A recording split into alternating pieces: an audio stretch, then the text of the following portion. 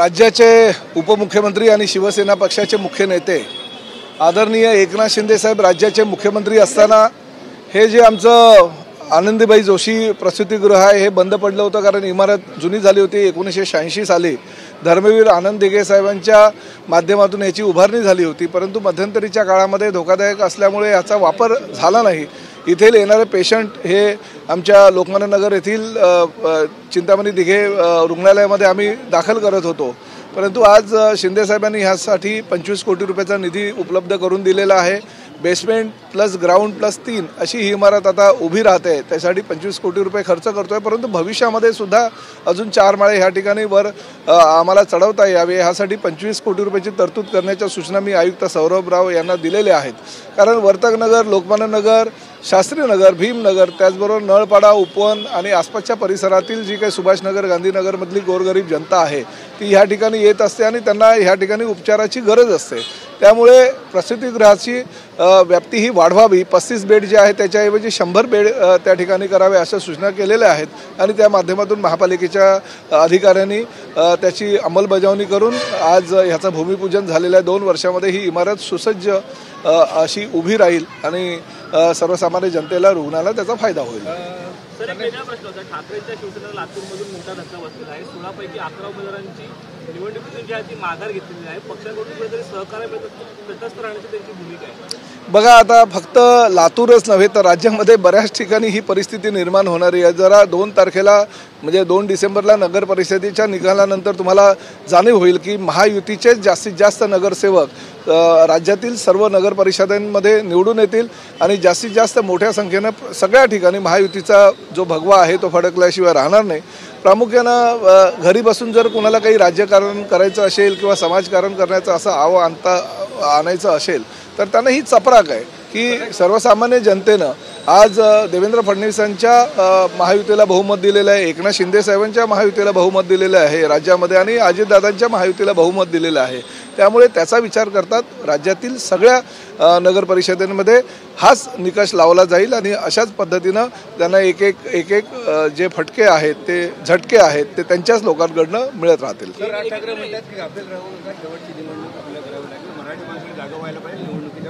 म्हणजे मराठी माणूस काय आतापर्यंत झोपला होता का? मराठी माणूस जागा आहे हो। गेल्या अनेक वर्षापासून मराठी माणसानं ह्याच उबाटाला सत्ता मिळवून दिली होती। 25 वर्ष सत्तेत राहिल्यानंतर सुद्धा मुंबईचा मराठी माणूस हा मुंबईच्या बाहेर घालवण्याचं कटकारस्थान यांनी केलं, कारण यांच्याबरोबर काही मोजके जे गुजराती मारवाडी बिल्डर आहेत त्या बिल्डरांना मदत करण्याच्या दृष्टिकोनातून सर्वसामान्य मराठी कुटुंबियांना ह्या मुंबईतून हाकलण्याचं काम त्यांनी केलेलं आहे। त्यामुळे येणाऱ्या महापालिकेच्या निवडणुकींमध्ये काय चित्र आहे ते स्पष्ट होईल।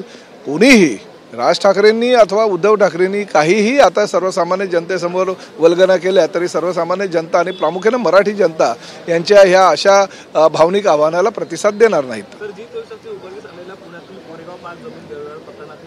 उद्योग विभागाने आमेडिया कंपनीला दिलेला इरादा पत्राचा रद्द होण्याची शक्यता आहे, तर त्या तेजस्वीला देखील आज कोर्टात जे हजर राहण्याची नोटीस दिलेली आहे। बघा, त्या महसूल खात्याचे चंद्रशेखर बावनकुळे यांनी ह्याबाबत योग्य तो खुलासा प्रत्येक वेळेस पत्रकारांच्या प्रश्नाला त्यांनी दिलेला आहे। त्यामुळे मी त्या खात्याचा मंत्री नसल्याकारणानं निश्चितपणे जो काही निर्णय आहे ते बावनकुळे साहेब घेण्यास सक्षम आहेत। सर, काल देखील ठाण्यामध्ये एक वाद समोर आलेला आहे परप्रांतीय आणि मराठा मनसेचे अध्यक्ष राज ठाकरे यांना देखील शिवीगाळ करण्यात एक राजकीय पुढारी नाही। बघा, हे असं होता कामा नये, राजकारण एवढ्या खालच्या थराला जाता कामा नये। आणि तुम्हालाही कल्पना आहे की गेल्या अनेक वर्षापासून निवडणुका आल्या की मराठी आणि हिंदी असा भाषिक वाद निर्माण करण्याची यांची प्रथा आहे, किंबहुना परंपरा आहे असं म्हणायला हरकत नाही। आता निवडणुका आलेल्या आहेत, निवडणुकांमध्ये हा मराठी आणि हिंदी भाषिक वाद निर्माण करायचा आणि लोकांपुढे भावनिक आव्हान करायचं हेच गेल्या अनेक वर्षापासून चाललेलं आहे। परंतु आता लोक विकासाला महत्त्व देतात। विकास कोण करतं?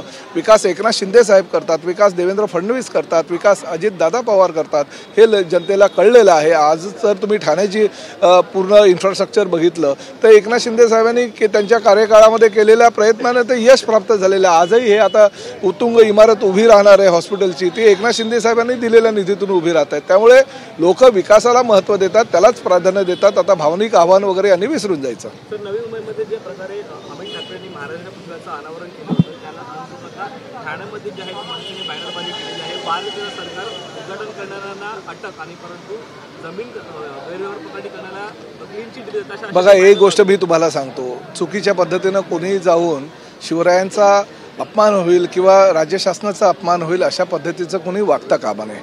शेवटी ठीक आहे, शासकीय काही कार्यक्रम असतात आणि त्या कार्यक्रमाचं मुख्यमंत्री, पालकमंत्री, त्या शहराचे आमदार, खासदार, मंत्री जर असतील तर त्यांना बोलवून ते उद्घाटन केलं पाहिजे. ही प्रथा आणि परंपरा आहे किंवा राजशिष्टाचार आहे. आता त्यांनी जर राजकीय विचार करून त्याचं भूमिपूजन केलं असेल किंवा त्या ठिकाणी त्यांनी उद्घाटन जर काही केलं असेल तर ते उद्घाटन योग्य नाही. कायदेशीररित्या पोलिसांना त्यांच्यावर कारवाई करणं क्रमप्राप्त आहे. परंतु शेवटी तरीसुद्धा तो शिवरायांचा कार्यक्रम होता, छत्रपतींचा कार्यक्रम होता, म्हणून त्या ठिकाणचे स्थानिक नेते जे आहेत त्यांनी सांगितलेलं आहे की अमित ठाकरेंवर जर गुन्हा दाखल केला असेल तर तो गुन्हा काढून टाकावा. त्यामुळे आमच्या मनामध्ये भावना अतिशय चांगल्या आहेत की शिवरायांचं नाव ज्या ठिकाणी आहेत, कोणी किती चुकीच्या पद्धतीने काही काम केलं तरी त्याला मात्र शिक्षा न देता त्याला बक्षिशी द्यायची, ही भूमिका महायुती सरकारची आहे. मतदार यादीमधून जे आहे ते महाविकास आघाडीचे नेते आज मुंबईतील प्रारूप मतदार यादीवर आज निवडणूक आयोगाची भेट घेणार आहेत. नाही, महाविकास आघाडीच्याच नेत्यांनी जे नेते आहेत त्यांना कुठेतरी आमंत्रित केलं असतं ते अनुपस्थित राहणार आहेत. नाही, त्याची मला काही कल्पना नाही. परंतु एक गोष्ट मात्र नक्की, राज्याचा जबाबदार मंत्री म्हणून मी सांगतोय, ठाणे महापालिकेच्या निवडणुकीची मतदार यादी असू द्या किंवा मीरा भाईंदर शहराची मतदार यादी असू द्या, मतदार यादीमध्ये फार मोठ्या प्रमाणात घोळ आहे. प्रत्येक प्रभागामध्ये इतर आजूबाजूच्या प्रभागातले नावं आलेली आहेत असं आमच्या कार्यकर्त्यांचं मत आहे. 27 तारीख ही मतदार यादीमध्ये जी तक्रारी आहे किंवा ज्या सूचना आहेत किंवा जे आक्षेप नोंदवायचे आहेत त्याची शेवटची तारीख आहे आणि आम्ही आमच्या सगळ्या पदाधिकाऱ्यांना, सगळ्या शिवसैनिकांना सूचना केलेल्या आहेत की अशा पद्धतीनं चुकीचं जर कामकाज काही चालत असेल तर त्याला आक्षेप घ्या. मी स्वतः मीरा भाईंदरचा प्रमुख म्हणून मी कलेक्टरना सूचना केलेल्या आहेत की मतदार यादीमध्ये घोळ आहे. ठाणे आणि मीरा भाईंदर किंवा इतरही राज्यामध्ये काही ज्या ज्या ठिकाणी असा घोळ असेल त्या ठिकाणी मंत्री जरी असलो तरी आम्ही आमच्या कार्यकर्त्यांच्या ज्या सूचना आहेत त्याचा विचार करून जिल्हाधिकाऱ्यांना तशा प्रकारचं निवेदन देणार आहोत. गौरी पालवे यांच्या जे मंत्री आहेत पंकजा मुंडे त्यांच्या सुरक्षेला आता अटक करण्यात आलेली आज रात्री, काल रात्री 1 वाजता. बघा, पंकजाताई त्या खात्याच्या मंत्री आहेत. त्याच खात्यामध्ये जो गर्जे होता तो त्यांचा PA म्हणून काम करत होता. 8 महिन्यापूर्वीच म्हणजे फेब्रुवारीमध्ये त्याचं लग्न झालं होतं आणि अचानकपणे परवा त्यांच्या पत्नीनं म्हणजे गौरी पालवे, डॉक्टर गौरी पालवे यांनी आत्महत्या केल्याचं सगळ्या वृत्तवाहिन्यांमध्ये आणि वृत्तपत्रांच्या माध्यमातून आम्हाला कळलं. परंतु तरीसुद्धा आपला PA आहे म्हणून त्याला कुठल्याही प्रकारे आशीर्वाद द्यायचा असं भूमिका पंकजाताईंनी घेतली नाही. पंकजाताईंनी लेखी पत्र देऊन सांगितलेलं आहे पोलिसांना की जर चुकी असेल किंवा दोषी असेल तर त्याच्यावर कारवाई करावी आणि त्यांच्याच पत्राची दखल घेऊन वरळी पोलिसांनी काल रात्री 1 वाजता त्याला राहत्या घरातून अटक केलेली आहे. पोलिसांची चौकशी होईल आणि चौकशीमध्ये जर तो दोषी असेल तर निश्चितपणे त्याच्यावर कारवाई होईल. सर्वसामान्य मुलगा मुख्यमंत्री झाला याचीच काहींना जळजळ झालेली आहे. विरोधकांनी शिंदेंवर टीका केलेली आहे. नाही, बरोबर आहे ना. बघा, एका शेतकऱ्याचा मुलगा आणि एक किसननगर वागळे इस्टेट परिसरातील शाखा प्रमुख राज्याचा मुख्यमंत्री झाल्यानंतर अनेक लोकांना ते परवडलं नव्हतं, पटलं नव्हतं. त्यांनी असं सांगितलं की बाबा हा कोण आला, मागून आला आणि मुख्यमंत्री झाला. परंतु त्याच मुख्यमंत्र्यांनी राज्य कसं चालवायचं हे जनतेला दाखवून दिलेलं आहे. एकनाथ शिंदे साहेबांच्या 2-2.5 वर्षाच्या कार्यकाळामध्ये महाराष्ट्राची जी प्रगती झाली, जी उन्नती झाली, गोरगरीब जनतेला न्याय मिळाला, कष्टकऱ्यांना न्याय मिळाला आणि प्रामुख्याने आमच्या लाडक्या बहिणींना न्याय देण्याची भूमिका एकनाथ शिंदे साहेबांनी घेतलेली आहे. आणि त्यामुळे कुणीही किती काही वल्गना केल्या किंवा काही बोललं तरी लाडक्या बहिणींचा लाडका भाऊ हा एकनाथ शिंदेच राहणार आहे. कारण त्यांच्याच माध्यमातून ती योजना चालू झालेली आहे आणि येणारा नगर परिषदा, जिल्हा परिषदा आणि पंचायत समिती असू द्या किंवा महापालिका असू द्या, सर्वसामान्य जनता ही एकनाथ शिंदेच्या पाठीमागे ठामपणे उभी राहणार आहे. भाजपची शेकावाला मदत केलेली आहे. विधानसभेची आठवण शहाजी बापू यांनी. बघा, शहाजी बापू एका विधानसभेचे उमेदवार होते आणि त्यांना काही लोकांनी पराभूत करण्यासाठी प्रयत्न केला असं त्यांचं मत आहे. परंतु निवडणुकीच्या माध्यमातून हे आरोप प्रत्यारोप होतच राहतात. काल एकनाथ शिंदे साहेबांची बैठक आणि जाहीर सभा त्यांच्या मतदारसंघामध्ये होती नगर परिषदेच्या निवडणुकीच्या माध्यमातून आणि एकनाथ शिंदे साहेबांनी चोख उत्तर जे त्यांच्या विरोधामधली लोक आहेत त्यांना दिलेलं आहे.